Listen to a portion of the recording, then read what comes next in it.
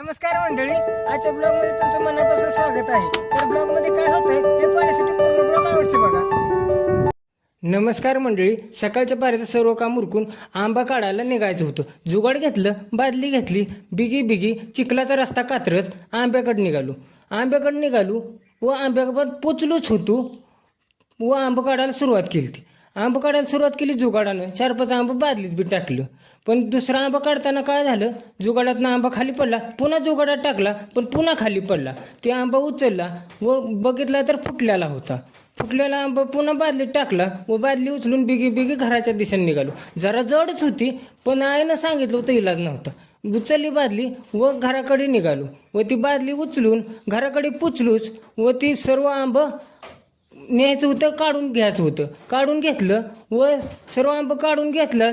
सांगितलं पुन्हा काय सांगितलं तर पिकू घालायला सांगितलं. सर्व आंबं पिकू घालायला आयला निरोप दिला व आम्ही निघालो रानात.